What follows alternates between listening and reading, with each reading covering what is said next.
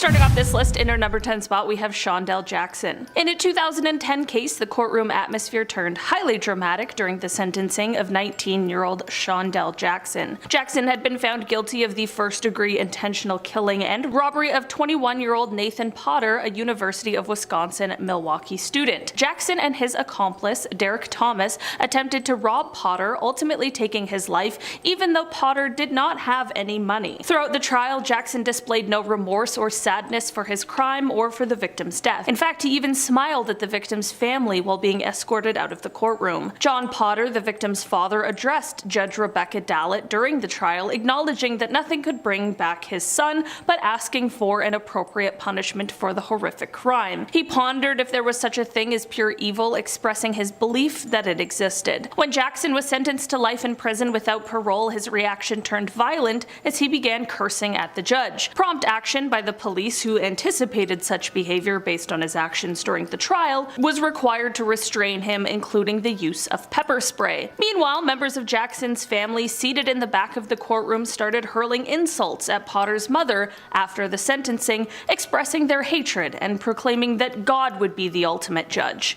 Well, not in this courtroom, but also, good luck with him. In our number 9 spot today, we have Erica Butts and Shanita Cunningham. Erica Mae Butts and Shanita Latrice Cunningham faced trial for the tragic killing of an extremely vulnerable person who was under their care. While Cunningham admitted guilt by pleading guilty, Butts opted for an Alford plea, asserting her innocence, but acknowledging the likelihood of conviction if the case went to trial. Anticipating some degree of leniency, their hopes were shattered when the judge handed down life sentences for both defendants. As the judge announced the severe sentence, Butts experienced a complete breakdown in the courtroom. Overwhelmed with emotions, she let out screams, collapsed, and began hyperventilating. Simultaneously, Cunningham fainted and had to be wheeled out of the courtroom to receive medical attention. The gravity of the situation and the weight of their sentences took an immediate toll on their composure. In our number 8 spot today, we have Manson Bryant. Manson Bryant, a career criminal found guilty of robbery, kidnapping, and an armed robbery in 2018,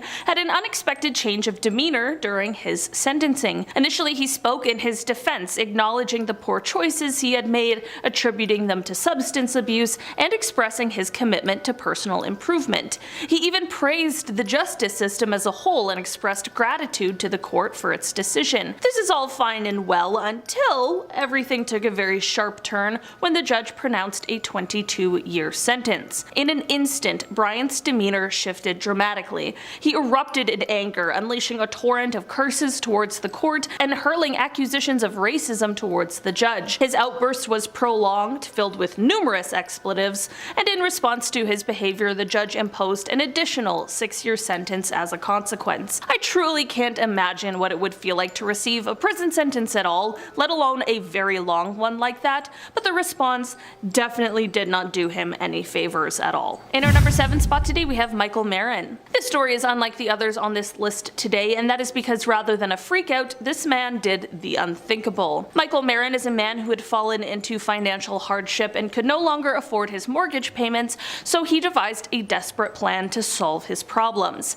After his attempt to raffle his mansion for charity failed, he resorted to arson in order to collect insurance money. When Marin was apprehended and brought to trial, he quickly realized the severity of his charges: arson and insurance fraud. The minimum sentence he faced was 7 years, but it could potentially be extended to 21 years, which, given his age of 53, essentially equated to a life sentence in his eyes. When the judge pronounced him guilty, a visible reaction of despair could be seen as Marin raised his hands to his face. However, what no one in the courtroom knew at the time was that Marin's reaction went beyond mere despair. In a shocking turn of events, he had secretly placed a cyanide capsule in his mouth and washed it down with a drink. Shortly after, he began convulsing, succumbing to the poison in full view of everyone present. In our number 6 spot today, we have Bass Webb. Bass Webb, already serving a lengthy prison sentence for the slaying of his ex-girlfriend, found himself in even deeper trouble when he committed additional offenses behind bars. Initially sentenced to 50 years for the aforementioned crime, Webb later received a life sentence for another act of the same crime, this time committed during his incarceration. However, his misdeeds did not stop there. While in jail, Webb faced charges of attempting to take the life of 2 correctional facility employees. The judge presiding over the trial had to recuse herself due to her personal acquaintance with the victims. In a shocking display of disrespect, Webb responded by spitting at the judge. As a result of this contemptible act, he received an additional 37 years added to his sentence for the aforementioned killings. Furthermore, Webb faced a separate trial for his attack on the judge.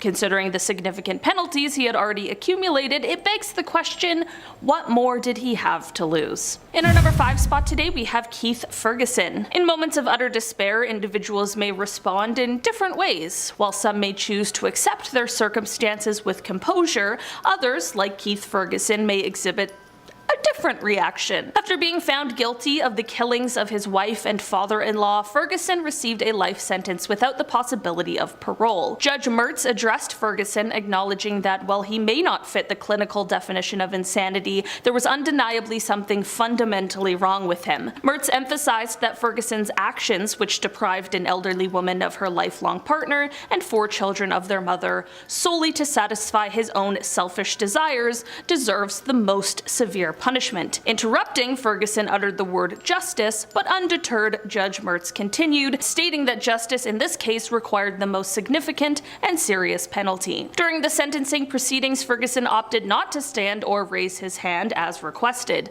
Instead, he directed profanities toward those present in the courtroom, expressing a complete disregard for the consequences. Even when removed from the room, his defiance remained evident as he proclaimed that he would see everyone there in the depths of hell. In our number 4 spot today, we have Randall Moore. Expressing remorse can often play a very significant role in mitigating a severe sentence, but for those devoid of it, redemption remains elusive. Such was the case for Randall Moore, who demonstrated no remorse for the killing of his wife and the shooting of a police officer, resulting in 3 consecutive life sentences. During the court hearing, as the victim's mother bravely delivered an impact statement, Moore callously interrupted her, using the opportunity to hurl hurtful insults. He claimed that her daughter despised her and demeaned her as a loser. Throughout the proceedings, Moore made it clear that he harbored no regrets and instead assigned blame to the victim's mother and others whom he held responsible for preventing him from seeing his son. Astonishingly, he even went as far as telling the officer he shot that he could have taken his life if he desired,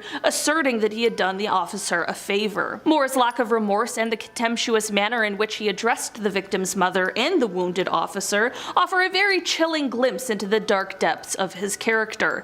It underscores the absence of empathy and accountability, further deepening the gravity of his crimes. In our number 3 spot today, we have Jeremy Christian. The sentencing of Jeremy Christian began on a very tumultuous note as the convicted killer launched into a disturbing tirade, callously expressing regret that he hadn't killed a survivor as well. Christian's heinous act occurred in 2017 when he took the lives of 2 train passengers in Portland and attempted to kill another, ultimately leading to his conviction on 12 charges. During an impact statement in response to the victim expressing her wish for him to suffer in hell, Christian coldly retorted that he would see her there, exacerbating the tension in the courtroom. Furthermore, he proceeded to chant the name George Floyd after directing offensive remarks at the judge, further displaying his utter disregard for decorum and respect. Christian's shocking behavior during the sentencing is a stark reminder of the profound darkness that dwells within him, reflecting a complete lack of empathy and remorse for the lives he took and the pain that he inflicted upon others. He also had the worst haircut I've ever seen on a human being. It's definitely the least of his concerns, but I just couldn't move on before also mentioning that. Barber also deserves a life sentence. In our number 2 spot today, we have Michael Swanson. At the age of 18, Michael Swanson faced trial for the horrific act of taking the lives of 2 people. His criminal rampage began with the merciless killing of a store clerk during a robbery and was tragically repeated at another location. Shockingly, when Swanson was convicted of his heinous crimes, he responded with laughter, displaying a disturbing lack of remorse. During the sentencing proceedings, as the judge delivered the verdict of life imprisonment, a disconcerting smile spread across Swanson's face. Despite the judge's stern warning of potentially extending his sentence, it is uncertain whether such a threat held significant weight given Swanson's apparent detachment and just disregard for the severity of his actions. The chilling demeanor exhibited by Swanson throughout the trial and sentencing unveils a deeply troubled individual who seemingly finds amusement in the suffering he has caused. The profound absence of remorse only serves to emphasize the gravity of his crimes and the tragic loss experienced by the victims and their family. In our number 1 spot today, we have Bryce Rhodes. This is someone who has had multiple outbursts during different court proceedings and someone who often appears to be troublesome in the courtroom. During one of the trials of Bryce Rhodes, who was charged with a triple homicide, his behavior as a defendant was characterized by anger, erraticism, and confusion. Despite facing the possibility of the death penalty or life imprisonment, Rhodes displayed a surprising lack of distress. Throughout the court proceedings, Rhodes repeatedly disrupted them with his outbursts. He made unfounded accusations, such as accusing the judge of belonging to a white supremacy group, and in a particularly disturbing act, Rhodes even spit on one of the lawyers involved in the case. He fired his lawyers, made nonsensical statements, and callously mocked the families of his victims by smiling at them. Rhodes' defense attorney argued that he required a competency test, suggesting that his behavior was indicative of mental health issues. However, the families of the victims viewed this as a mere ploy to waste time and delay justice. Starting off this list in our number 10 spot, we have Jason Barnum. Jason Barnum, also known as Eyeball due to his tattooed right eye, is a figure who has gained notoriety for his life of crime and distinctive appearance. Born in Alaska, Barnum's life took a dark turn as he succumbed to a struggle with addiction and criminal activities. In 2012, Barnum's life of crime culminated in a series of events that would land him in a maximum security prison. He was involved in a string of burglaries, car thefts, and a shooting incident with the police that left an officer injured. His actions during this crime spree demonstrated a dangerous disregard for human life and the law. During his court proceedings, the judge, while acknowledging Barnum's difficult upbringing and struggles with addiction, sentenced him to 22 years in prison for his crimes. In our number 9 spot today, we have Alexander Pichushkin. Alexander Pichushkin is a figure of terror known by the spine-chilling epithet, the chessboard killer. His goal, as horrifying as it was unique, was to take a life for each space on a chessboard, a total of 64 individuals. This chilling ambition set him apart from other criminals and made him a feared figure not only in his operating base of Moscow, but also around the world. Alexander's reign of terror was marked by a level of brutality that left a trail of carnage in his wake. His victims were not merely killed, they were subjected to violent deaths that really showed the depth of his ruthlessness. The authorities eventually convicted him for 48 killings, however, Pichushkin himself claims a higher count, insisting that his total stands at 60 victims. Whether this claim is the truth or an attempt to inflate his notoriety remains uncertain. What is clear, however, is that the sheer scale of his crimes, coupled with his terrifying goal, makes him a figure of dread. His chilling ambition and the brutal reality of his crimes make Alexander Pichushkin a prisoner whose release would be a nightmare come true. In our number 8 spot today, we have Richard Lee McNair. Richard Lee McNair is a name that has become synonymous with cunning escapes and audacious evasion. Convicted for killering and burglary in the 80s, McNair's story took a turn for the extraordinary when he demonstrated a knack for escaping prison. Not once, but 3 times. His most infamous escape was from a maximum security prison in Louisiana in 2006. In a plot that seemed straight out of a Hollywood movie, McNair slipped out of the prison work detail by mailing himself out of the prison in a crate. Once outside, he managed to evade capture for over a year, leading authorities on a nationwide manhunt. McNair's ability to charm and deceive, coupled with his physical fitness, made him a formidable fugitive. His escapes and subsequent recaptures were widely covered in the media, earning him a reputation as a real-life escape artist. Finally captured in Canada in 2007, McNair is now held in the Supermax prison ADX Florence in Colorado. His story serves as a chilling reminder of the lengths some prisoners will go to regain their freedom. Richard Lee McNair is undoubtedly a figure you pray never escapes again. In our number 7 spot today, we have Terry Nichols. Terry Nichols is a name that sends chills down the spine of anyone familiar with the horrific Oklahoma City bombing. Nichols, along with his accomplice Timothy McVeigh, orchestrated one of the deadliest acts of domestic terrorism in U.S. history. On April 19, 1995, a truck exploded outside the Alfred P. Murrah Federal Building, killing 168 people and injuring hundreds more. Nichols, a former army buddy of McVeigh's, was deeply involved in the planning and preparation of the attack. His anti-government sentiments and extremist beliefs fueled his participation in this act of terror. Following the attack, Nichols was quickly apprehended and brought to justice. In a trial that gripped the nation, Nichols was convicted of conspiracy to use a weapon of mass destruction, as well as other charges relating to the seriousness of his crimes. He was sentenced to life imprisonment without the possibility of parole and is currently held in the ADX Florence maximum security prison in Colorado, the same one we just talked about. In our number 6 spot today, we have Gary Ridgway. Gary Ridgway is a name that evokes a chilling sense of dread and is notoriously known as the Green River Killer. This ominous moniker stems from his gruesome modus operandi, which involved leaving the bodies of his victims along the Green River in Washington. The river, once a symbol of natural beauty, became a grim reminder of Ridgway's merciless killing spree. Ridgway's crimes were not sporadic instances of violence, but a series of premeditated killings that made him one of the most prolific serial killers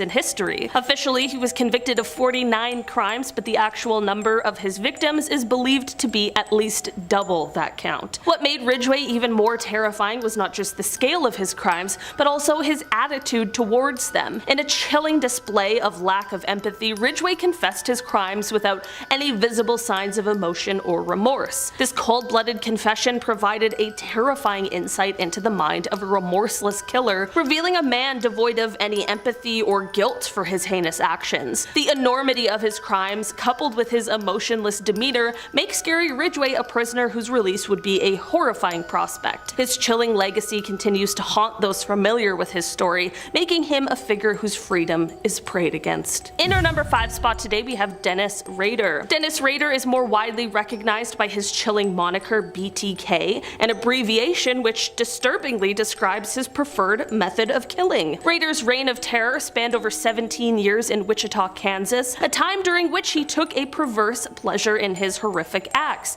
savoring the terror he instilled in the hearts of residents. Rader wasn't merely a man who committed heinous crimes, he was a sadist who reveled in his victims' suffering and the dread he inspired. His chilling letters to the police, where he arrogantly flaunted his crimes, added an extra layer of psychological terror to his spree. The letters served as a chilling reminder of his presence, keeping the community in a constant state of fear and uncertainty. These communications revealed a deeply disturbed mind, one that was not just content with the physical act of his horrific crimes, but also sought to manipulate and terrorize an entire community. Rader's pleasure in his cruel actions, his taunting letters, and the psychological torment he subjected Wichita to make the thought of this man walking free a very unsettling prospect, and one that will probably never come true, thankfully. In our number 4 spot today, we have Cleophas Prince Jr. In the shadowy realm of San Diego's suburban streets lurked a menacing phantom during the 1990s. Cleophas Prince Jr., at the time known as the Claremont Killer, turned the 90s into a real-life horror show. Over 9 dreadful months, he embarked on a relentless hunt,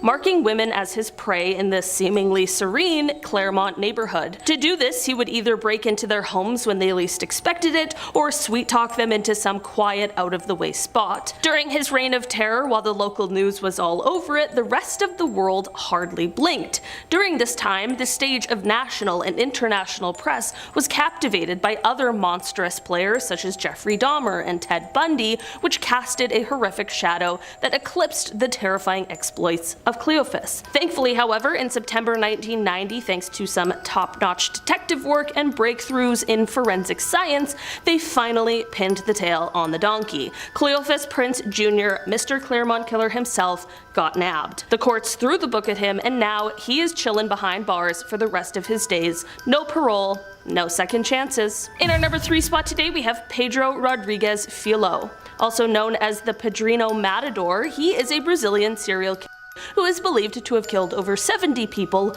mostly other criminals, in the 1960s and the 1970s. He had a very difficult childhood as his father was a notorious criminal who actually really sadly harmed and killed his mother, and this of course had a profound influence on Pedro and his life. This experience is believed to have contributed to his violent behavior later in life. Pedro began his crime spree at a super young age, and he started with a horrific crime when he killed the vice mayor of his town, who he believed was responsible for the death of his girlfriend. He continued to kill other criminals, often targeting those who had previously wronged him or his family. Pedro was arrested in 1973 and was eventually convicted of killing 71 people. He is currently serving a prison sentence in Brazil and is known for his outspoken and unrepentant attitude towards his crimes. While I am sure we can all feel sympathy for the things that Pedro experienced in life, it truly is no excuse for the things that he chose to do. In our number 2 spot today we have Charles Ng. Charles Ng is a name that will send chills down the spine,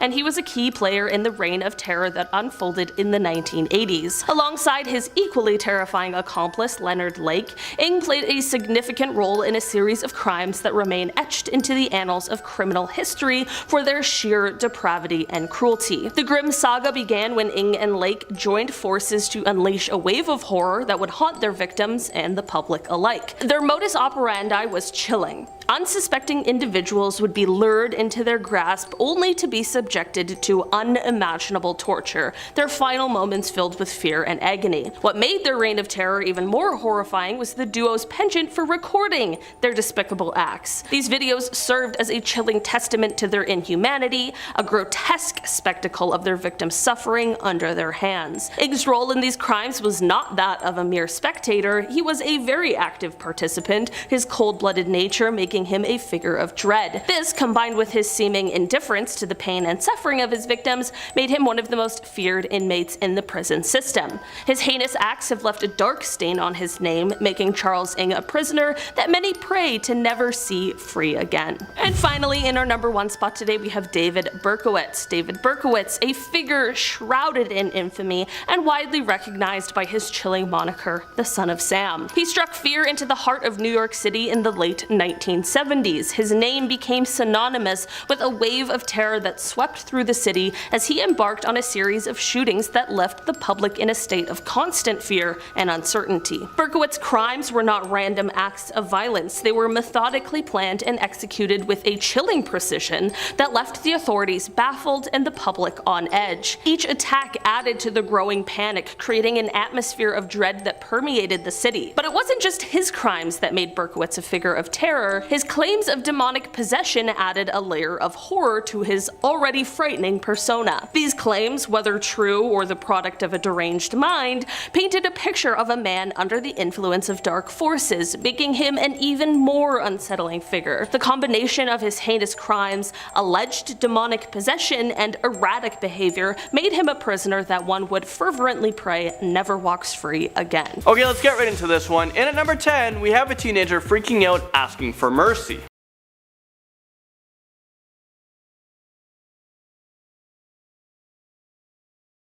That is cool kid David Morad, who should actually be starting college, but instead he chose a different path for himself. A path that doesn't have textbooks or professors. Instead, David Morad will be confined to 4 cold walls for a very long time. He is in prison because of a burglary that was almost turned into a homicide. David Morad broke into a home with duct tape, a gun, and a hatchet. It seems like theft wasn't the only thing on this teen's mind. Morad perhaps was going to torture people, which is why I don't believe in this kid's tears, or I don't care about his mercy he's asking for. He's just crying because he's got caught with the crime and now he's going to prison. So he's sorry that he got caught. Number 9.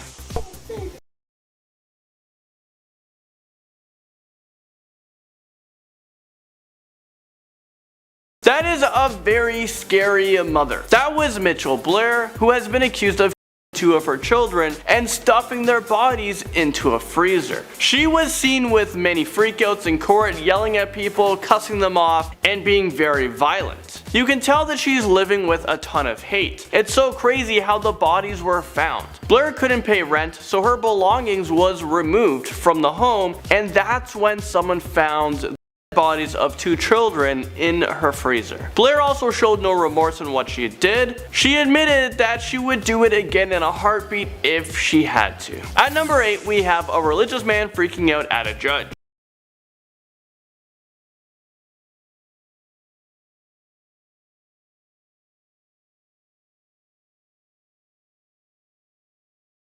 I'm pretty sure this isn't the time to be preaching whether you're right or you're wrong. I don't know who can judge you, Jesus, God. Well, yelling at a judge is a horrible idea. The judge was very calm during this whole outburst. A police officer had to step in and turn off the microphone.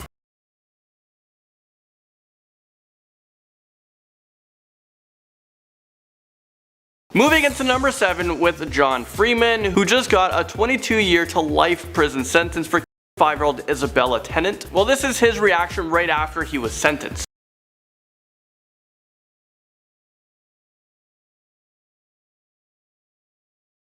I know it's very hard to hear what he's saying, but as soon as he was sentenced, John Freeman instantly broke down into tears. He was absolutely losing it. He was losing his mind. He was saying sorry to the family, but sorry just isn't gonna cut it here. What do you guys think? Is 22 years to life in prison a fair punishment for murder? If you were the judge, what would you do? Let me know in the comment section below. Number 6. For this one, we have a situation that I would for sure myself be freaking out, but for some reason no one's freaking out. So who you're about to see is Keeson Wilkins, who is sentenced to 42 years in prison. Well, he totally passes out in the courtroom.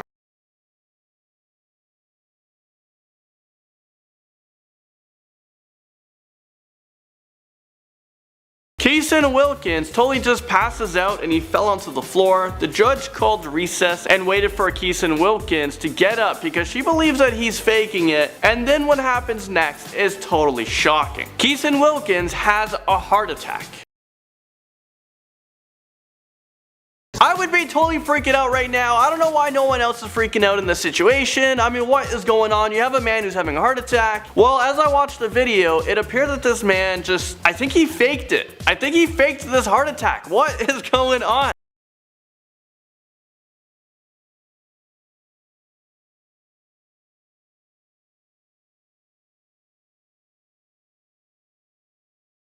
Moving into number 5, we actually have someone who fainted in the courtroom. What you're about to see is very real. It's of Diana Lovejoy, who passed out when the jury found her guilty of murder plot.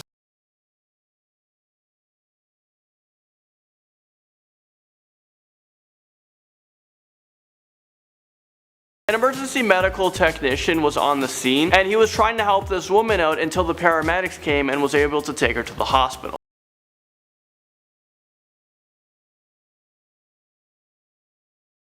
Next up, you're about to see 32-year-old Robert Hodges, who just couldn't hold back his emotions. He was crying in court as he was being sentenced. Hodges murdered 3 of his children and attempted to murder his wife. He pleaded guilty to 11-year-old Kelvin, 9-year-old Julie, and 7-month-old Lucas. I don't feel a bit sorry for this guy. No idea what was going through his mind, and nothing justifies taking someone's life. It's not important, but his reasoning for the murder was because he had financial hardships. So this guy doesn't have money, so he goes on a killing spree, killing his own family. He was sentenced to life in prison without the possibility of parole. Number 3.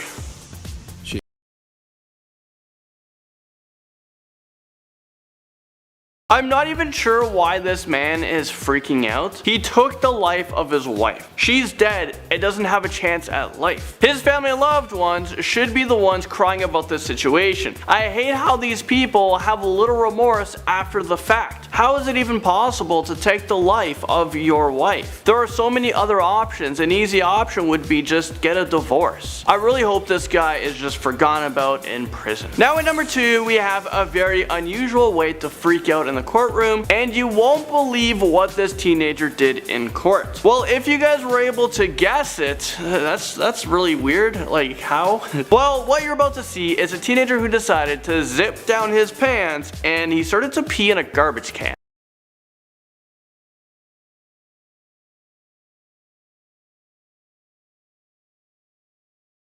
Well, I guess this kid has a ton of time in prison to think about his actions and how peeing in a garbage can is inappropriate. But I guess this is one lesson Justin Bieber can't teach his own kids because he did the same damn thing. And finally, number 1, we have done it again. We've saved the best for last. We have a convict who attacked the one person you really shouldn't attack.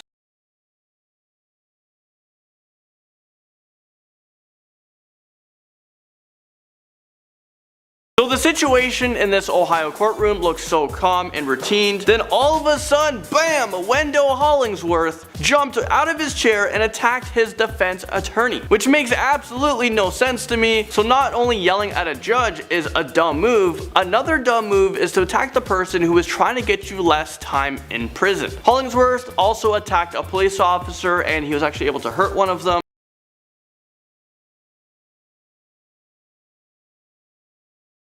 Did you guys see that? The officer just dropped to the ground, so I guess the appropriate thing to do in this case is to just start all over again and be smarter on how you bring out this convict.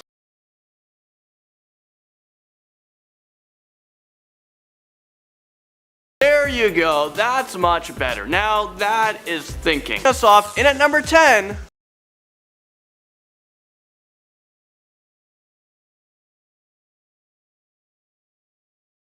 we have Leon Montgomery, who is facing a 30-year sentencing for the death of a newborn baby. He was freaking out at the judge, saying he was innocent and he deserves a new trial. Leon was waiting for his new trial for a few years. He finally got it. When he received 30 years, that's when he started to freak out, and the judge gave him an additional 6 months for freaking out in court.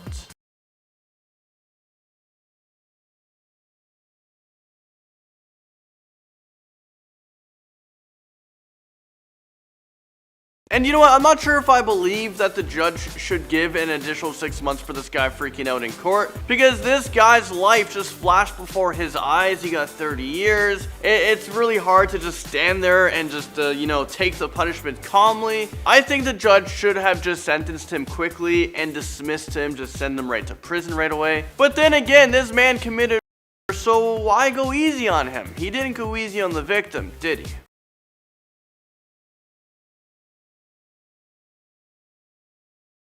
Number 9, we have 32-year-old Robert Hodge, who is a father of 3. Well, he appeared in front of a judge and his family while being sentenced for murdering his 3 children. He stabbed 2 of them with a belt. One of his kids was just 7 months old. And Robert also tried to kill his wife. I mean, is this real life right now? How do people become so messed up that murder is on their mind? So the clip I'm about to show you guys is from a courtroom in California.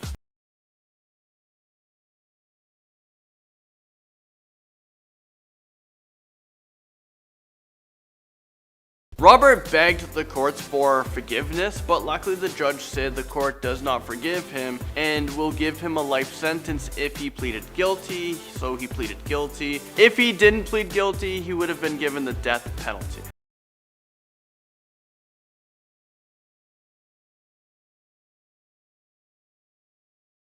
Okay, moving into number 8.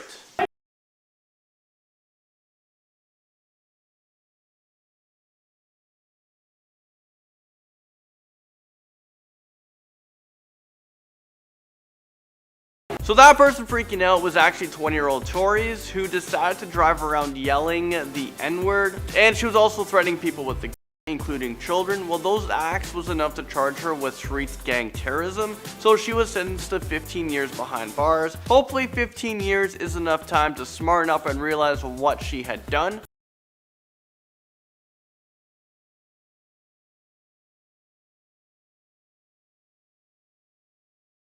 Alright, moving into number 7, and this clip is actually of a father freaking out during a sentencing of a convicted.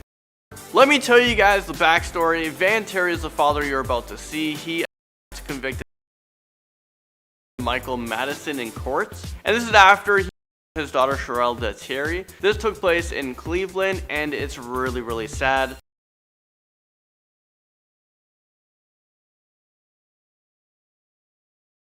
The father was detained, but hopefully he wasn't arrested, because this is a very difficult situation to stay contained in, to stay, calm. The father was probably in court during the whole trial, listening to all of the details about how his daughter died.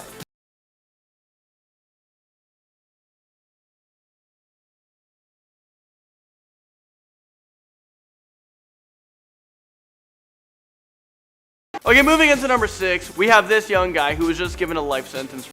From listening to the court tapes of this guy, it seems like fire was involved with this crime, because you can hear the judge talking about burn patterns. Well, at the end of the trial, the judge sentenced this young man to life in prison, and this guy just bursts out crying.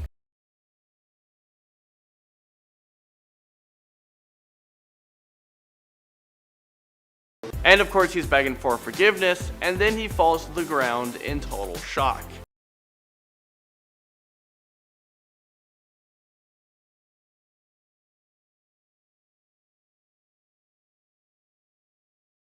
And at number 5, we actually have a judge who freaked out at a convict, and you know what? I couldn't believe it. Professionalism was just thrown out the window. I'm kind of glad that this judge freaked out. I wish judges act like this more often.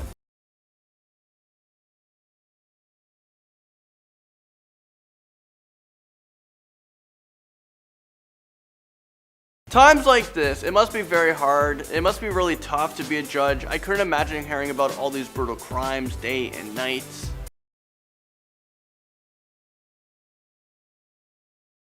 Well, I guess we know where this judge stands when it comes to the death penalty. And I want to know, where do you guys stand? Do you believe in it? Are you guys against it? Let me know in the comment section below. At number 4, we have Mr. Jones, who is in court accused of murder. While he was in front of the judge, he decides to act like this.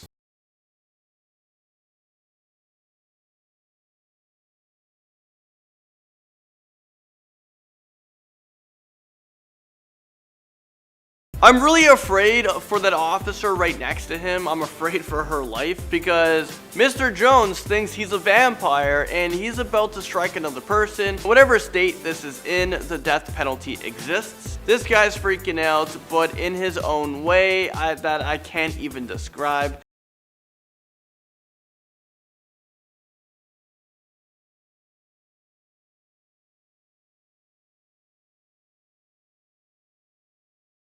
And you know what, I think this is why you should say no to drugs, kids. Because you would end up like this guy, Vampire Man. A convict launches himself at the victim's family is up next at number 3.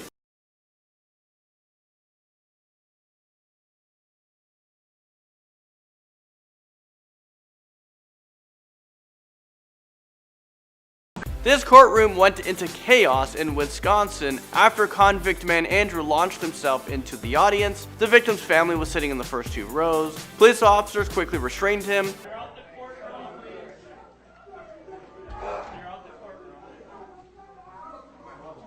They then tasered him to bring him under control. Andrew was convicted with 2 counts of first-degree intentional homicide in the death of Greg Peters and his girlfriend Jennifer Lewick, who was actually a police officer.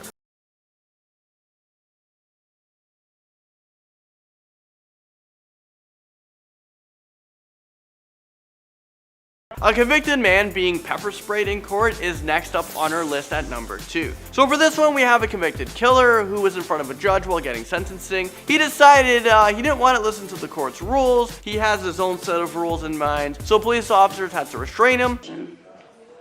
I know that that is something that is reserved for the most serious of cases, and I believe that this case rises. After restraining the convicted man, he still wasn't cooperating, so the police officer takes out her pepper spray and tries to restrain the convict. You have to watch this.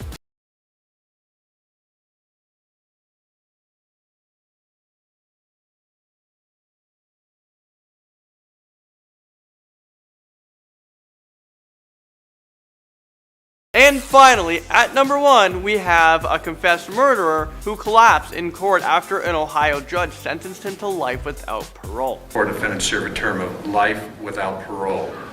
As to count 4, for the offense of attempted murder. Smith Riley collapsed to the floor. The Ohio Department of Corrections, mandatory and consecutive underlying offenses. All those counts are left consecutive each other. Colger Press for time served, amount of 3. Coming in at number 10, we have Diana Lovejoy. Diana Lovejoy freaked out so hard that she fainted when her guilty verdict was read out in court. The woman from Carlsbad in San Diego was arrested for a plot to her estranged husband. Diana and Walden McDavid Jr. conspired to kill Greg Mulvihill. The pair were in the middle of a divorce battle and it all got pretty ugly. The man survived a murder attempt, but Diana was still sentenced to 26 years to life in prison for her crime. Here's the moment the guilty verdict was read out. After a gun rage, and at the word guilty, you hear a thud, then weeping in the gallery. A reporter from another station is trained as Joy was unconscious for a time, then taken to a hospital for treatment. That's right, she straight up conks it in court. She was taken away in a stretcher. Coming in at number 9, we have Alexandria Thomas. Alexandria Thomas and her mother broke down during a hearing at the Palm Beach County Jail in Florida. The woman was accused of her boyfriend to death outside a supermarket in Palm Beach. She was standing before a judge who told her her boyfriend was in a medically induced coma. The woman soon understood how serious the charges against her were, and this was her reaction.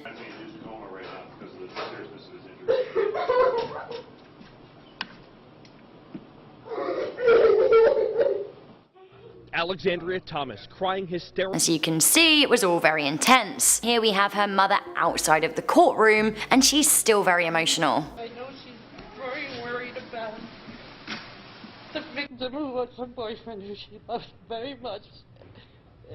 Coming into number 8, we have Kay Andrea Cook. Kay Andrea's reaction to her sentencing went so viral that we could not discuss it in this video. The then teenager received 20 years for carjacking an elaborate dating app plot that ended in the shooting of another teenager. At the time, Kay Andrea was 18, and when she was read her 20-year sentence, this is what happened first. Years in state prison.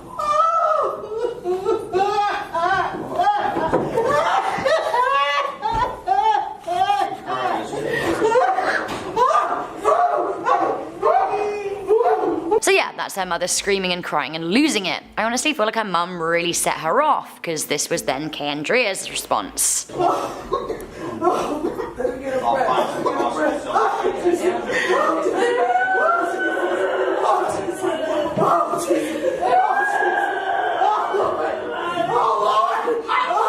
Yep, neither of them took it well. It was very emotional, and honestly, it's pretty stressful to watch. Coming into number 7, we have Mitchell Blair. 36-year-old Mitchell Blair was a mother of 4 who killed 2 of her children, 9-year-old Stephen Berry and 13-year-old Stoney Blair. She put their bodies in a freezer, so not a great mum. The woman was sentenced to life in jail without parole, meaning that she would never be released. Throughout her much publicized trial, Mitchell broke down with outbursts many times. One example is right here.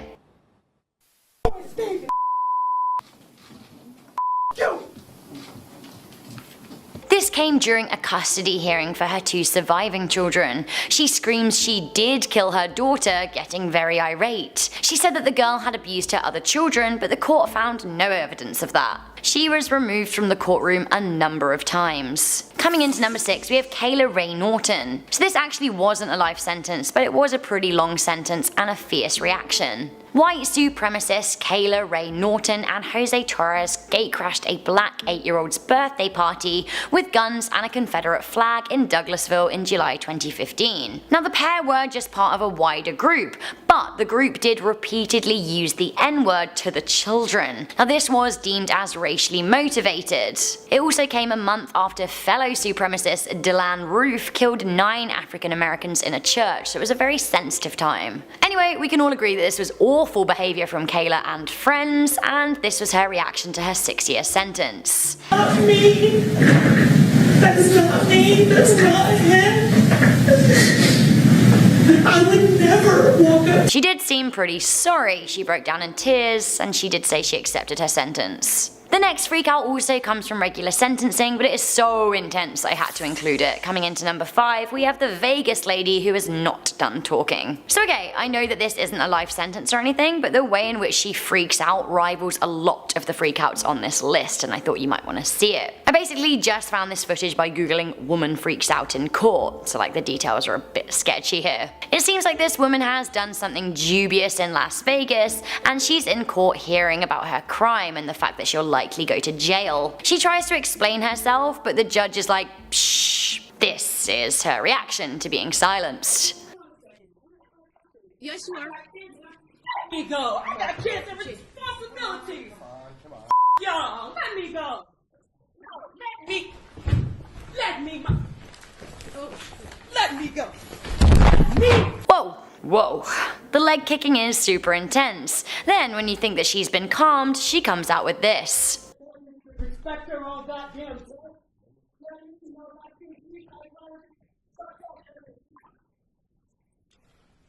Sorry, bitch. If she wasn't going to jail before, she certainly is now. Okay, we have a lot of recent history lady drama, but one of the most intense and horrifying reactions to a sentence in history comes way back from 1541 at the execution of Lady Margaret Pole. Now this is one of the most gruesome and memorable trials of all time. Check it out at number 4. Poor Margaret was arrested by King Henry VIII and his henchmen. She was brought for execution at the Tower of London without trial, so basically her trial was that day, found her guilty, and yeah, her head was coming off. On the 27th of May, a summer's morning, Lady Margaret proclaimed that she was not going to lay her head on the execution block, and if the executioner wanted to decapitate her, he would have to do it where she stood. He did it, but he missed her neck, and she ran around screaming, scratching, and hissing. She literally spat blood at those who wrongly accused her. Eventually, after 11 blows, she was killed, but it's said that her ghost still haunts the Tower of London today. Coming into number 3, back with more modern history, we have this Dallas woman. Mother Elizabeth Escalona abused her daughter, beating her and gluing her hands to the wall. She was shown pictures of her 2-year-old toddler's injuries. Now the little girl was left near death following her mother's savagery. The 23-year-old woman was sentenced to 99 years in jail, longer than usual life terms. When she's read the sentence, her reaction is very strong. Penitentiary for a period of 99 years. The sentence goes into effect today. As required by law, you will receive all back time credits. Counsel, is there any reason? We can't see her face, but her body doubles over in shock. She cries, but the real freak out comes from the woman's mother, who screams the house down. Counsel, is there any reason in law why sentence should not be pronounced at this time? Safely held, to be turned over to duly authorized. It's actually heartbreaking on so many levels. I'm really glad the toddler survived, if there is any silver lining here. Okay, you're gonna need to prepare your ears for number 2. We have this Miami screamer. This is so intense. A woman who lived in Miami was arrested for killing her husband, a crime that would carry a life sentence. As she meets with a judge in a bail hearing in 2013, she applies for bond, but she is denied. This was her reaction. She is distressed and also scantily dressed. She's wheeled in a wheelchair, and she seems like clothing has been placed over her rather than on her. I'm not quite sure what's going on here. Your Honor, if I may. Me tengo que ir a la cárcel así, pero mi marido me pegó. Si eres el que me rompió la pierna, por favor, my husband broke my leg. Please, no, don't do that. I have my leg broke. Anyway, she screams that her husband broke her legs, seeming to confess to the killing, but in self-defense. Seriously, she is screaming at that judge. Finally, coming into number 1, this is one of the most dramatic things I have ever seen in some courtroom footage. We have the trial of Erica Mae Butts and Shanita Latrice Cunningham. A double whammy and truly sad. The pair were sent to prison for the rest of their lives for beating toddler Serenity Richardson to death. The child's godmother, Erica Mae, and her lover, Shanita, beat the 3-year-old girl, with their defense being, and I quote, "We didn't know what we did would kill her," right?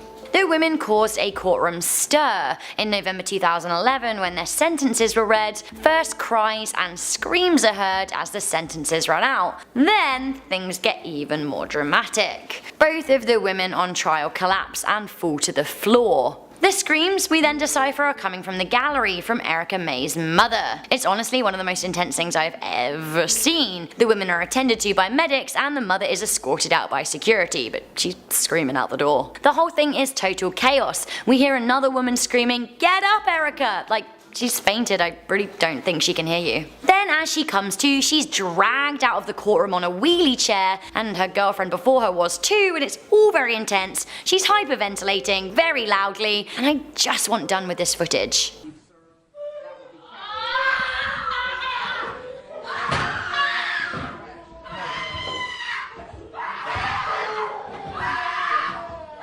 Alright, let's get into this one. Number 10.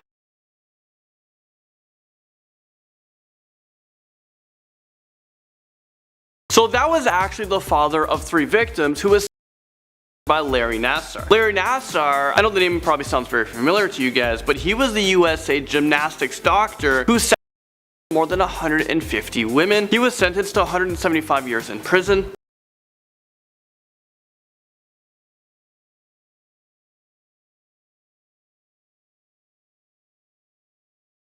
In court, this father just couldn't stand Larry Nassar, so he wanted to hurt him himself, so he actually appeared in court and then he asked the judge this.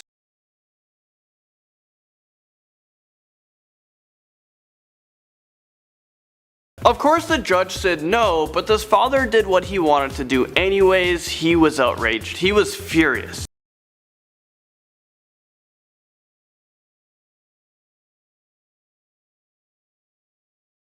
This father is so lucky he wasn't charged for this attack. In fact, nothing actually happened to this father at all. He was only given a warning.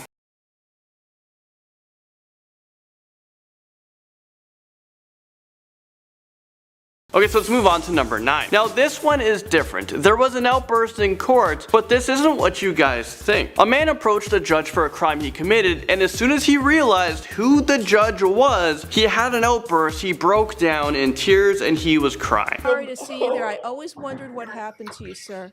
Oh my goodness. This is the nicest kid in middle school. Oh my goodness. That was Judge Mindy Glazer, who actually went to middle school with the convict who was 49-year-old Arthur Booth, and the Judge Mindy remembered him as this very, very nice kid. Well, as soon as he realized who Judge Mindy was, he started to break down and cry. Mr. Booth, I hope you were able to change your ways. Good luck to you. Oh my goodness. Number 8.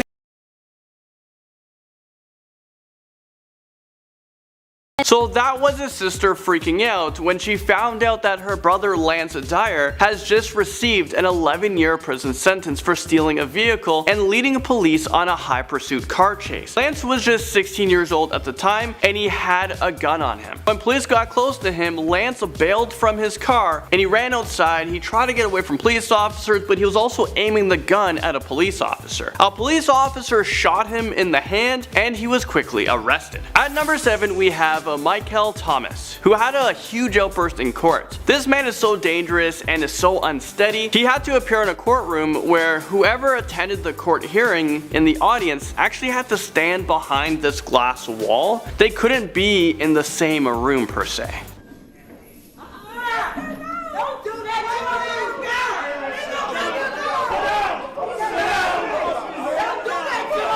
Police officers even had to calm down the friends and family members in the audience. People were so on the edge that more police officers had to be called in. I think at one point there was over 20 officers in one room trying to handle the situation.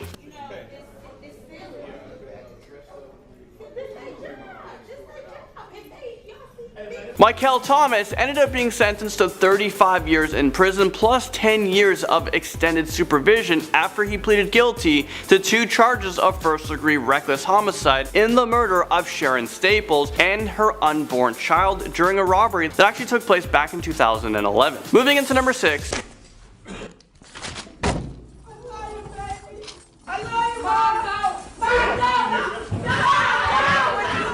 There was 26-year-old Jaleel Hoskins who lashed out at the judge by throwing his stand down, and he made a move towards the judge. I don't think that, threatening a judge is a good idea because your life is literally in their hands. So what are you thinking? Jaleel pleaded guilty to second-degree murder and tampering with evidence. By pleading guilty, he has a chance at parole at some point in his life, but he was sentenced to 25 to 75 years, which is a huge range. Jaleel's mother was also freaking out in courtroom right after the sentencing was announced.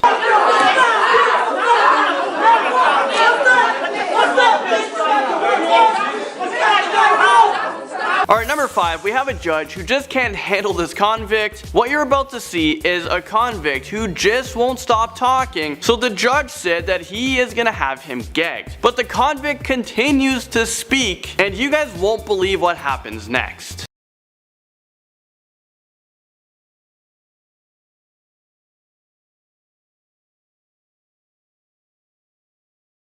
Is this real life right now? I'm not even sure that this is allowed. This must violate this man's rights. I'm not trying to defend the convict here, but he was trying just to defend himself because he felt like he wasn't being heard. He was being accused of 4 armed robberies. Just to make light of the situation, there was actually a funny part in this video. At the end of the video, the judge starts talking again, saying that he will have a chance to speak, but it's not going to be now. And then all of a sudden, the convict, he was still able to talk. He was still able to speak even though the tape was on his mouth. And it took like 10 police officers to put the tape on this man's mouth, but every single, they just did a horrible job.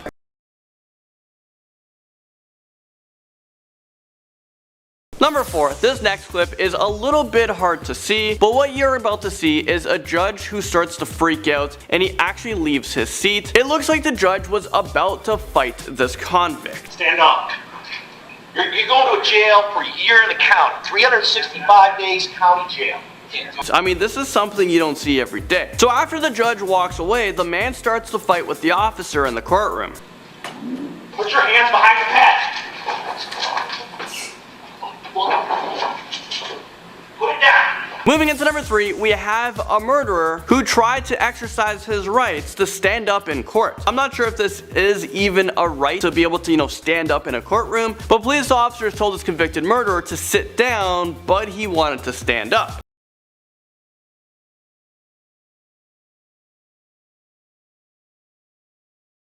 That guy was actually being convicted of the beheading death of a 19-year-old. I mean, that is just so sickening. I think not only this guy doesn't deserve to stand up in court, I think he deserves to just be, forgotten about in prison for the rest of his life. This next one is super hard to watch. At number 2, we are about to see a father who confronts his son's killer.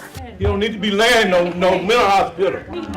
He need to go to prison, man. Come on, sir. He want to play crazy. He wasn't crazy when he murdered my son, man. This father was freaking out because the man who killed his son was trying to get leniency by pleading insanity, meaning he wasn't in, the right state of mind when he committed the murder. So he'll be able to get a lesser of a sentence. He'll be able to serve his time in a mental institution. I feel for this father, and I would be freaking out as well. I couldn't contain myself in this situation. There's just no way. His back was turned to you, man. He was trying to get away from you, and you murdered a man like you. You murdered a man like that. Why you doing like that? When I first watched the clip, I had tears in my eyes. I just couldn't imagine what this father was going through. And finally, at number 1, we have a judge who freaked out. You were relentless. You stabbed, you stabbed, you stabbed, you stabbed, you stabbed. The judge was so angry because he was sentencing a woman who was convicted of killing her boyfriend. She showed no signs of remorse. At the end of the sentencing, the judge said, "I hope you die in prison." The family, I hope you die in prison as well. If this was a death penalty state, you'd be getting the chair. First up, number 10, we have a woman who didn't mean to do it.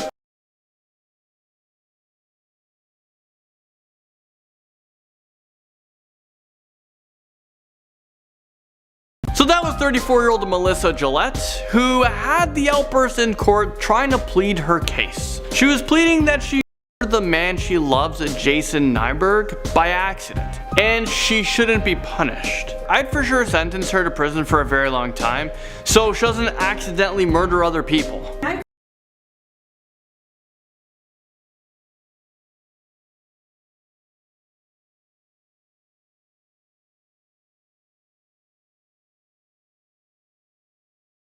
Gillette smuggled in meth to Nyberg in a capsule inside of the Minnesota Correctional Facility, so she was already in prison. Nyberg took the pill and died 3 hours later in his cell from an overdose. In court, Gillette said, and I quote, "I didn't plan to murder him. I didn't plan on going into prison then having him die. I made a mistake," and the judge replied with, "You don't have to have the intent to kill in order to be guilty of this crime." Moving on, number 9, we have a young couple who was sentenced together. And I guess they freaked out together. It is life without parole. It requires a DNA sample to be taken upon arrest, which is often like a cotton swab or in the inside of your cheek. You just watched 27-year-old Seth Welch and Tatiana Tersari. They're a Michigan couple who was just charged in the death of their daughter. They were charged with homicide, felony murder, in which they got life without parole. The second offense that you're both charged with is called child abuse in the first degree. where they're alleging you knowingly or intentionally caused serious physical harm to a child. They're talking about this Mary Welch. Mary Welch, their daughter, was just 10 months old and she died from malnutrition and dehydration due to neglect. This was ruled by a medical examiner. She weighed just 8 pounds at the time of her death. After the daughter passed away, the parents waited 90 minutes before reporting it to the police. I mean, why are you waiting an hour and a half?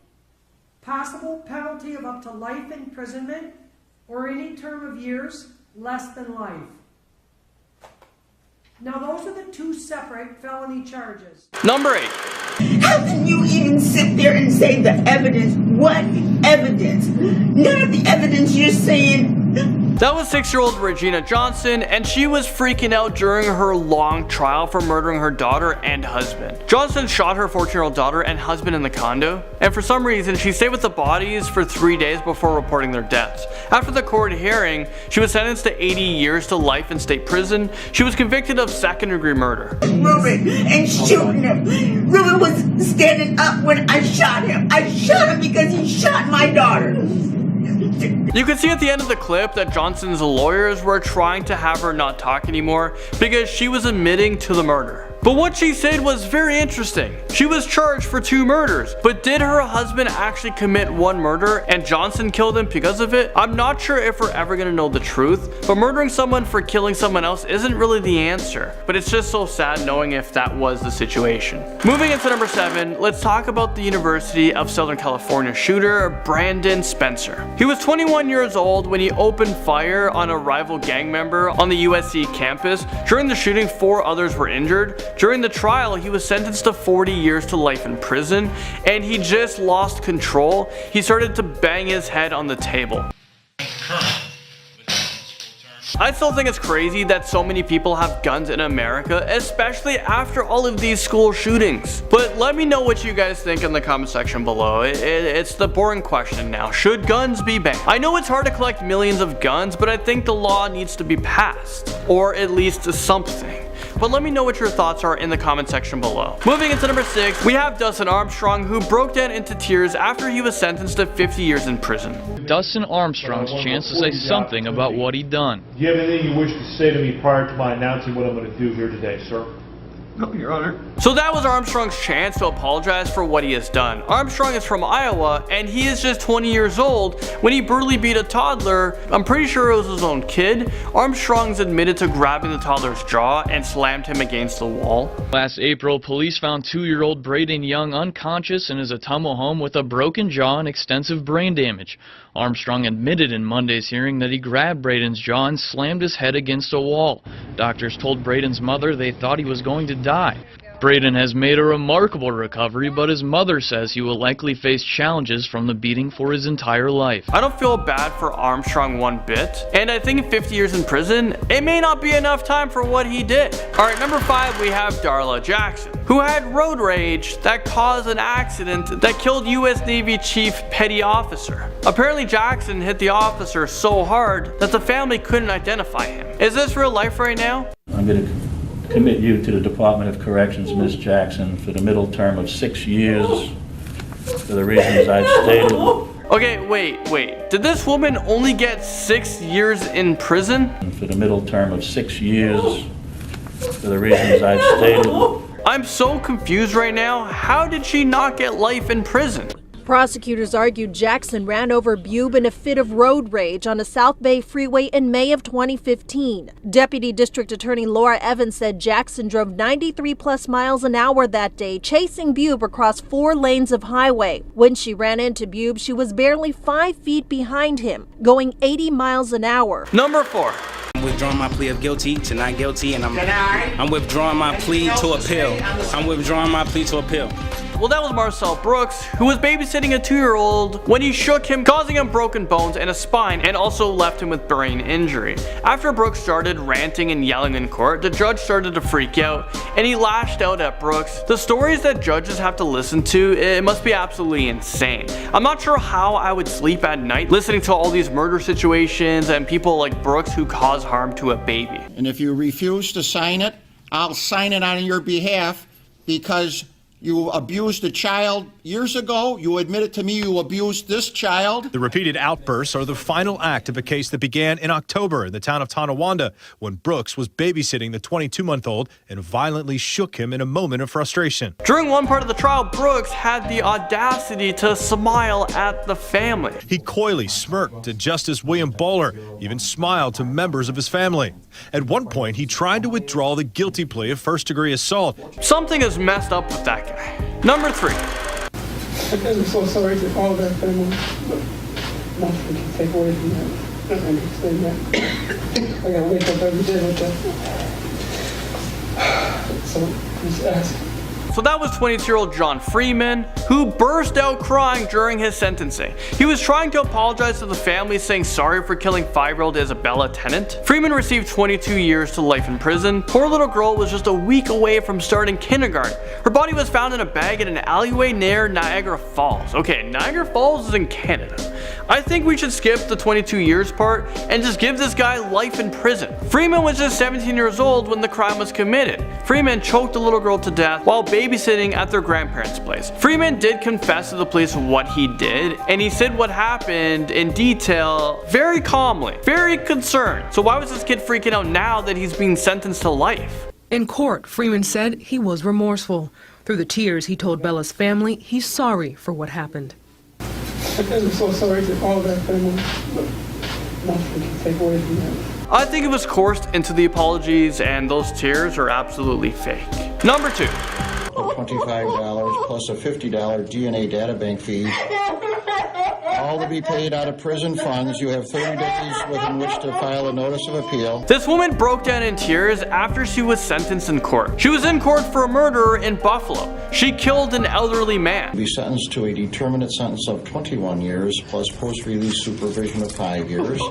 The mandatory surcharge of $300 is hereby imposed. This woman couldn't even look the judge in his face. As soon as she heard her sentencing, she just broke down. After the sentencing, the police officer had to escort her out, and she just let it loose. 33-year-old April Stone, as you just saw and heard sobbing, was sentenced to 21 years to life in prison for first-degree manslaughter. She pleaded guilty to killing 72-year-old Lincoln Burks during a robbery at his Cornwall Avenue apartment back in January. And finally, number 1, you guys won't believe this next one. We, the jury, do we... These were the final minutes of Michael Marin's story and life. Do find the defendant, Michael James Marin, guilty of arson of an occupied structure. How he got here is a tragic and bizarre tale. This situation is really insane. On trial was Michael Marin, a 53-year-old millionaire who made most of his money on Wall Street. Marin had a friend and business partner who lost their home to a foreclosure, couldn't afford it anymore. So Marin ended up buying that home at a very low cost. Since the house was bought at a lower cost, he devised a lottery to sell the house with profit and give some of the money to charity. A lottery house is selling a house by selling raffles to generate funding. The intent is to try to sell enough to cover the sale of the price of the house to make profit on it, and the house goes to one lucky winner. So say if like everyone can buy tickets for $100, you know, 100,000 people buy tickets, you're making a lot of money. And this avoids using a realtor, paying fees, and all the hassles that come with selling the house. But selling the house in this way is very, very risky, and what if you only get like $10,000? Also, I forgot to mention to you guys, it's highly illegal in the States. The lottery draw was supposed to happen on July the 4th. Why would they choose that day, 2009? But authorities found out about it, shut it down, so that's when Marin burned the house down, probably so we can claim the insurance money on it. Well, he was given up to 21 years in prison. What Maine does next, you guys won't believe. After he appears to swallow something after the verdict is read, notice as he reaches down and appears to get something from his bag. He then wipes his face, swallows something, and appears to swallow again. But 8 minutes later, Marin starts convulsing and collapses. Right after the sentencing, Marin freaks out and took a pill that killed himself. This was a Yale Law School graduate and a very successful man who just made, a mistake. Even though it's not been officially determined what killed Michael Marin, it's believed Marin swallowed some type of poison. Marin's attorney says the convicted arsonist showed no signs of preparing to commit suicide. It was a gigantic shock. I think it's fair to say that We certainly had no inkling that this was going to happen. I'm not aware that anybody did. Really sad situation. Starting off this countdown, we have TJ Lane. Back in February of 2012, 18-year-old TJ Lane entered a high school in Ohio and shot 3 students. He injured 3 others. There was no motive for his actions, and during his trial, he showed no remorse. In fact, during his sentencing, he was absolutely ruthless. He entered the court wearing a light blue button-up shirt, which he removed to reveal a white t-shirt with the word "killer" written on the front of it. If that's not bad enough, at one point he turned to the courtroom, said some obscene things, and then gave them a middle finger. You can see that he just doesn't care. It's scary how he shows like zero emotion, and he killed people. In our 9th spot, we have Chaylin Funes. 18-year-old Chaylin Funes was ruthless the night she killed a man named Eric Fisher. That night, she hit Fisher with her car, slamming him through a fence. Then she backed up, hit him again, and then dragged his body down the street. This was all witnessed by the man's family. During her sentencing, she broke down reading an apology note to the Fisher family, but the judge did not buy her apology. He even called her out, saying, and I quote, "The tears I'm seeing from the defendant are crocodile tears." Didn't matter how much she cried and choked on her words, she was still sentenced to life in prison. Moving on to number 8, we have Dylan Shoemaker. But before I go any further, you know the drill. Hit that like button, subscribe, and hit that bell notification button.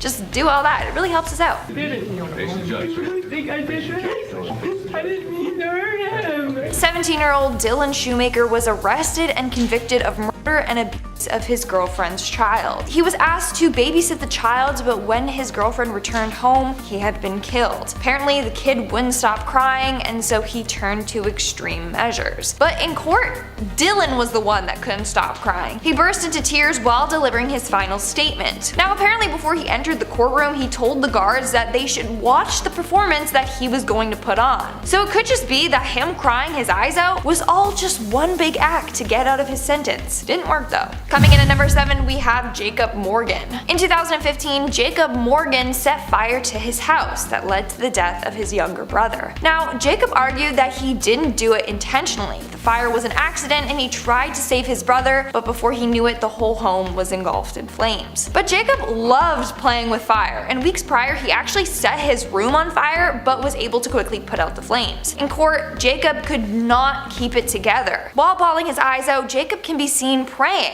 And then, when he gets his sentence, he freaks out even more. I am going to find that there is probable cause to charge the individual with the found over 4 General Sessions Court for both charges.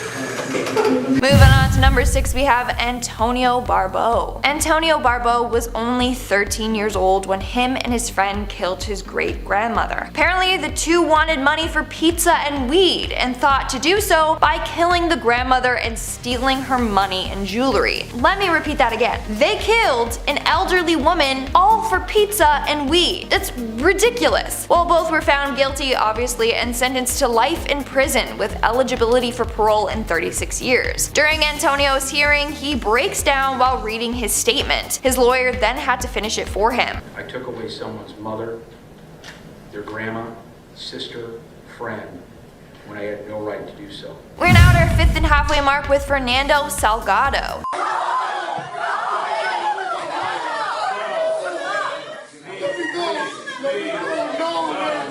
So in 2012, Fernando attacked one of his classmates with a weapon, and then he tried to insert another up the classmate's rectum. As a result, he was charged with assault with a deadly weapon and 1 count of attempted assault with a foreign object. After receiving his sentence, Fernando broke down. He can be heard begging to let go when he's seen fighting with the guards. He's resisting with all his might, trying not to be put in prison. In our 4th spot, we have Spencer Lewis. Spencer Lewis was involved in an armed robbery gone wrong. He attempted to rob 2 brothers of their weed, money, and video games, but Lewis ended up shooting and killing the 2 brothers. He said he got scared during the robbery and that's why he fired. On Spencer's hearing, he entered the court smirking, acting all cocky and confident, which later turned into tears. The victim's family, I never went there with that intention of hurting them. But after his little breakdown, he can be seen leaving the court, smirking once again to the camera. So was it all just an act? Maybe. Moving on to number 3, we have Keyshawn Mann.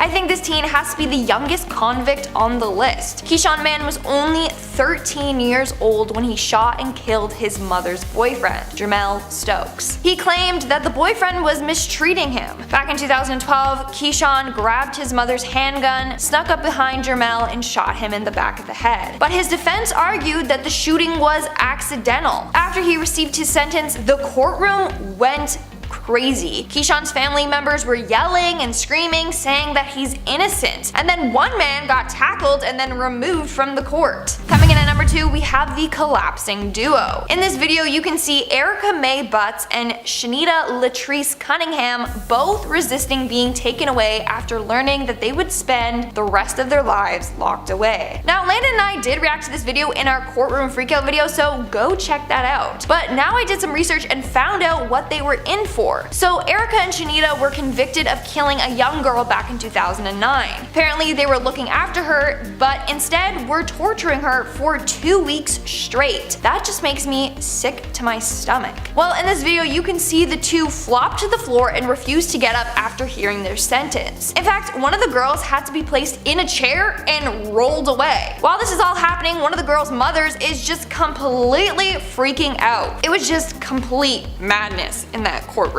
And in our number 1 spot, we have Shondell Jackson. In 2009, 19-year-old Shondell Jackson was convicted of first-degree intentional homicide and robbery of a university student, Nathan Potter. During the attempted robbery of Potter, Jackson and his partner fatally shot him to death. During most of his trial, Jackson kept his cool. He showed no remorse for his actions, and at one point he even turned and smiled at the victim's family. But after being sentenced to life in prison, his demeanor quickly changed.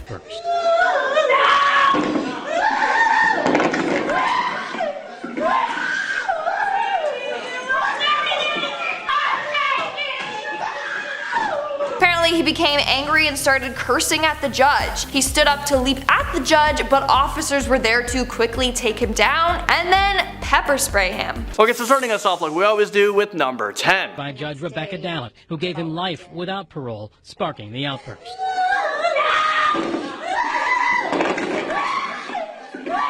So that was 19-year-old Sandell Jackson, who appeared in front of a Milwaukee County Circuit judge who was sentencing him. Sandell was charged with first-degree intentional homicide and attempted robbery in the shooting death of a 21-year-old. Shondell pleaded guilty to the felony murder charges. He was given a life sentence, but was hoping for a chance at parole at some point of his sentencing, but the judge denied it, and that's when Sandell started to freak out. And everyone else in the courtroom was freaking out as well.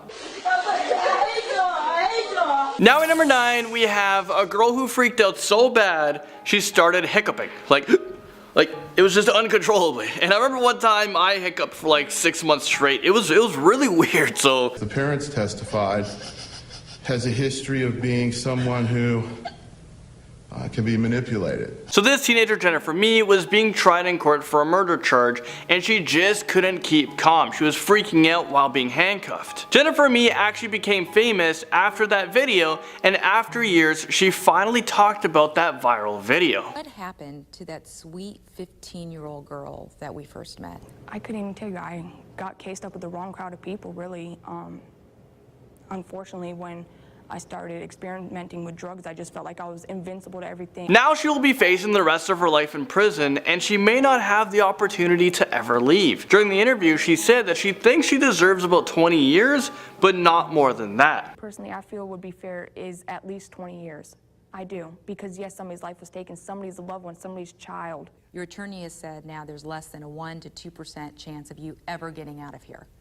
How do you hold on to hope? I can't put nothing past God, but I've been locked up since I was 19. I can't stop fighting. I have a family that wants me home. Next up, at number 8, we have 17-year-old Racelyn Martin, who pleaded guilty to first-degree murder, and this is after he killed his 63-year-old grandfather with a hatchet. Is this real life right now? He was sentenced to life in prison, and during court, Martin was freaking out. And this guy was just shaking. He was so scared. He was terrified of what was going to happen to him. Well, what else do you think is going to happen to you? Yeah, buddy, you're going to be in prison for the rest of your life. Okay, let's watch that again, but I'll slow it down a bit for you guys. It must be a very difficult case because both of his parents testified against him. And appeared to be listening intently to testimony, occasionally nervously looking down. Tonight we heard testimony from both parents. Moving into number 7, we have the youngest on our list, 13-year-old Kashawn Mann, who became the youngest person who committed murder in Kent County. Kashawn killed his mom's boyfriend. So after Kashawn's mom actually tried defending her 13-year-old son, the victim's family were outraged and chaos pursued in the courtroom. That angered relatives of the victim, Jermel Stokes, leading to a scuffle.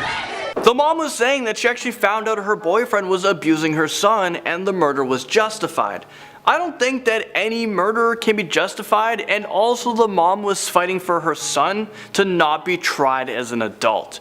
This is a crazy situation because you have this young kid who is abused, and now because of poor decisions, he's going to prison for the rest of his life. This is a child. Yes, he may have committed an adult crime. The judge was about to sentence her son, Kashawn Mann, for second-degree murder. But obviously, after it all comes out, he was treated in ways that I had no clue of. So we can't say that, oh, he was never mistreated. Moving into number 6. Court physically shaking throughout the hearing. Then the sentence was read. So therefore, it's the sentence of this court, Mr. Rose, that you be sentenced to serve a minimum of 10 years to a maximum of 15 years in prison. So that was Stacy Rose Jr., who just couldn't believe his sentencing. Rose Jr. was caught up in a fight when 49-year-old Briscoe came outside to break up the fight. He was a father of one of the teenagers. He's also a father of 5 and a grandfather to 3 grandchildren. Rose Jr. fled the scene on foot through the neighborhood, but eyewitnesses was able to tell the police who the killer was, and he was quickly arrested. Outside of the courthouse, Rose Jr.'s mom was freaking out because she couldn't believe his sentencing. So my son wasn't a drug dealer. They went over there and stole them pills out of his car. Rose Jr. was very shocked to know he was sentenced for so long. He claims it was an accident. This teen was just shaking like crazy in the courtroom, and he was just crying right after his sentence. Alright, so at number 5, we have someone who isn't even a teenager yet, and she was freaking out. She appeared on an episode of Beyond Scared Straight. I love that show, and I love how they're such bad kids, they get reformed, and then they turn out to be okay kids. But the episode I'm going to show you guys is about a wannabe 12-year-old girl who thinks she's tough. Her name's Ashanti. And this girl was on track, to serve the rest of her life behind bars because she just seems so violent. Who knows what this little girl is capable of as she gets older. I'm Ashanti, I'm 12, I like fighting, I threaten people, and I'm in the squad. She's kind of speaking too gangster for me. I can barely hear what the heck she is saying, but from what I heard, she's not afraid of nobody. Well, until she was taken to a prison to see what her life was going to be like if she didn't change. Well, what you're about to see is someone who I've never seen be so afraid of anything before. This girl is just freaking out and just losing her mind, and she's like squealing, I think. We're getting closer and closer. They are gonna love that hair back here, buddy. Here we go. Ain't no time to cry now, sister. Ain't no time to cry. Okay, what the heck is even happening? She's just in panic mode. I'm not sure how tough this girl really is. Her tough act just seems to be fake. She's not ready for the real prison world. If she was, she wouldn't be acting like that.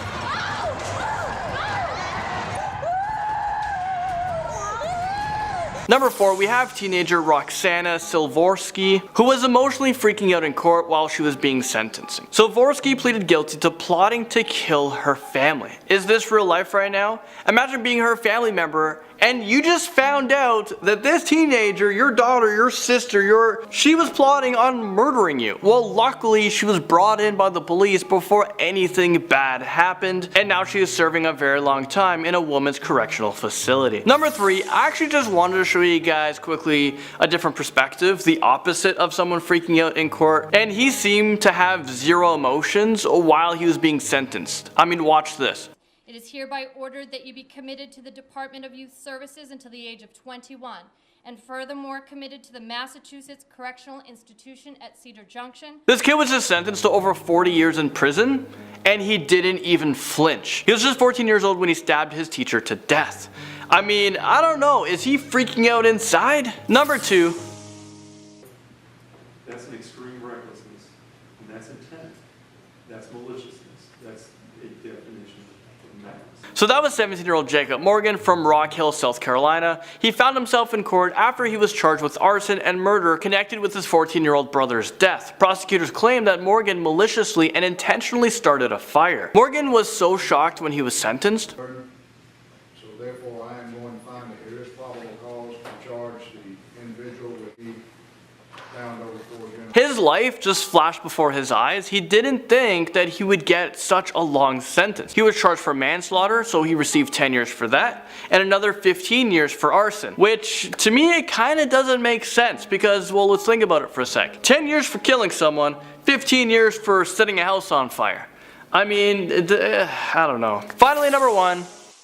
Ladies and gentlemen.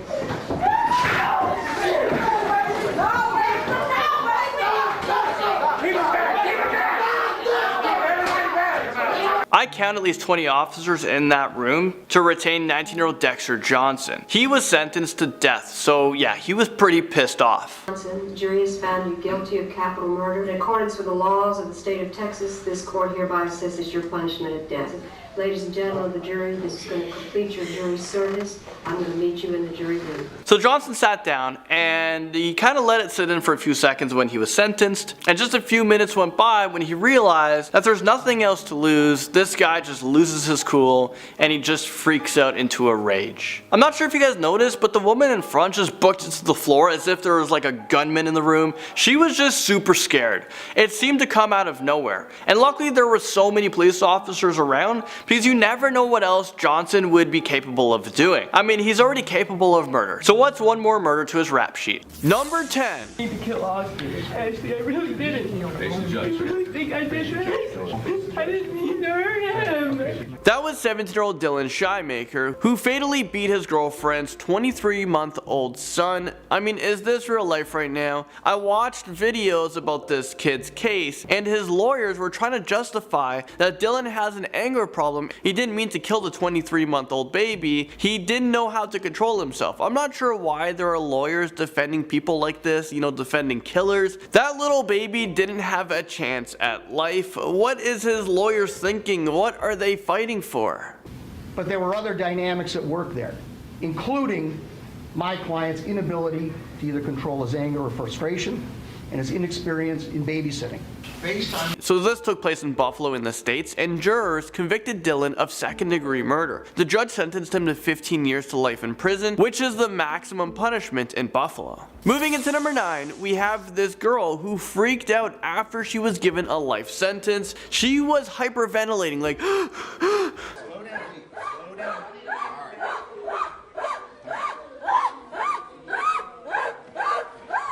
So just before the panic attacks were happening, this girl fell to the ground and she started yelling in the courtroom.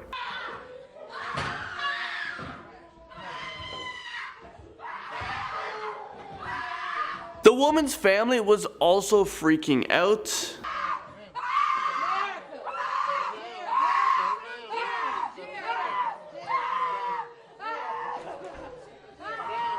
Alright, number 8. I gotta wake up every day with that.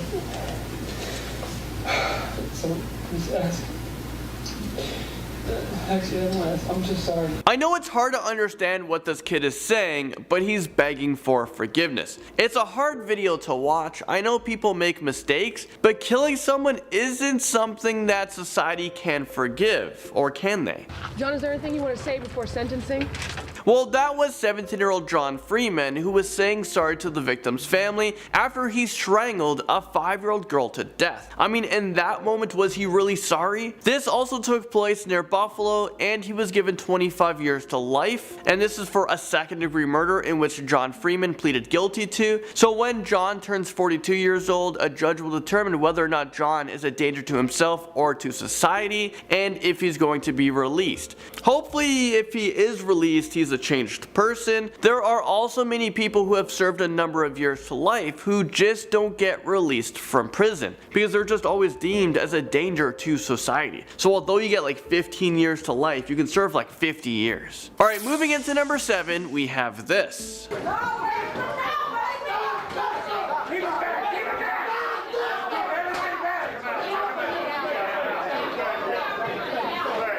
You couldn't see the guy I'm talking about during this part of the video, but who you're about to see is 19-year-old Dexter Johnson, who is 19 years old at the time, so he raged out in court when he was given the death sentence. I guess he has nothing else to lose. This is what this guy looks like. Punishment of death. Ladies and gentlemen of the jury, this is going to complete your jury service. I'm going to meet you in the jury room. All rise. The jurors convicted Dexter Johnson of capital murder. Dexter was involved in a carjacking, robbery, rape, and murder of 23-year-old Maria Paris. Dexter is now 28 years old and he's still on death row. And right now he does not have an execution date. Although someone is given the death penalty, it takes a very long time to go through the whole process. Do you guys believe in the death penalty? Sound off in the comment section. At number 6, we now have teenager Samantha Grigg, who was charged for murdering a Michigan State University student Dustin Frolka. Grigg pleaded guilty to unarmed robbery and manslaughter in Frolka's death. The 19-year-old's body was found along I-69 last February. He had been beaten with brass knuckles, robbed. This case just doesn't seem to make sense to me. 16-year-old Samantha at the time decided to plan a kidnapping to rob and kill Frolka. I mean, she's 16. How do you have these thoughts? She had someone help her as well, and that was 18-year-old Tyrell Bredernitz. So the reason why this doesn't make sense, because it does seem like Samantha had a really bright future. She threw it all away. She was actually a lead singer of her band, and she was actually quite good. Singer in a band. Number 5, we have this teenager who, after given his sentencing, turned around and just attacked the people in the first row. I think it was the victim's family. No, Your Honor. Nothing, thank you.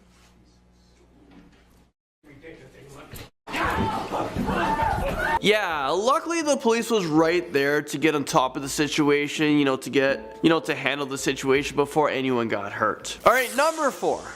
Can't, they understand the seriousness of the crime.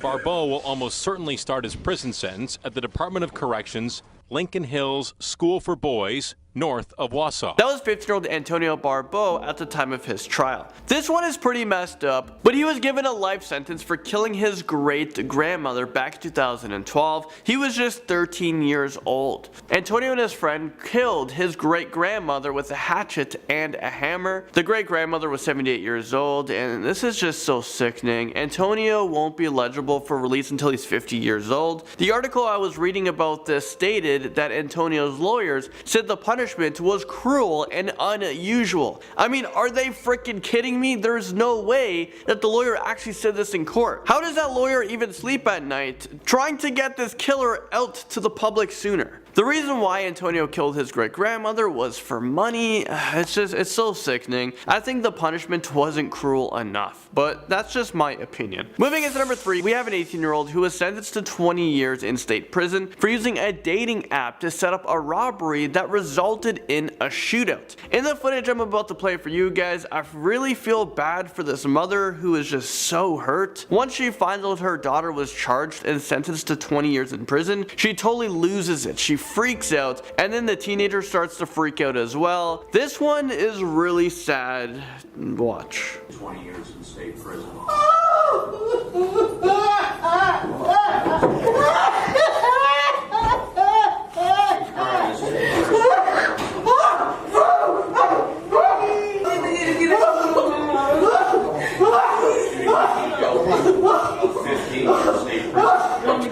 The teenager was then quickly taken out of the courtroom by police officers, and the mother was just left there to cry. She was so heartbroken, and I would be as well if I found out that my kid committed a robbery and guns were used and then they were sentenced to 20 years in prison. It's like you lost them. I'm not sure if she is even able to get out of prison sooner, but she did use a deadly weapon during this robbery that could have resulted in someone losing their life. Do you guys think that 20 years was, maybe too harsh of a punishment for this crime? Alright, number 2. Satan pulled the trigger that killed your son, now masturbates to memory. All of you. Sentencing Lane to life in prison, Judge David Fury said he lacked remorse and had feigned mental illness. So this guy might look familiar to you guys, and to be honest with you, I don't care if this guy gets left in prison and forgotten about for the rest of his life. So who you just saw was TJ Lane, the teenager who was in front of a judge for sentencing for a school shooting in Ohio back in 2012. TJ was 17 years old when he shot and killed 3 students and injured another 3. Although TJ was a minor at the time of the attack during the sentencing, he was tried as an adult and he was given 3 life sentences in prison without parole. Well, just a few years after the attack, TJ, he was actually able to escape prison. This was just 8 days before his birthday, and he escaped from Allen Correctional Institution in Ohio along with 2 other inmates. He was able to escape using a makeshift ladder. They used it to scale down a fence during recreation hours. One of the men was quickly recaptured, but TJ and another man who was serving a 12-year sentence for aggravated robbery and burglary and kidnapping remained at large. Police conducted a nationwide search and told nearby residents to lock their doors. Eventually, both men were captured, and TJ was then put into a small cell for 23 hours a day, and he stayed there until he awaited for his transfer to a maximum security prison. A prison where hopefully you can't make a makeshift ladder and escape again. And finally, at number 1, we have this scary freakout from a California teenager who was begging to not go to prison.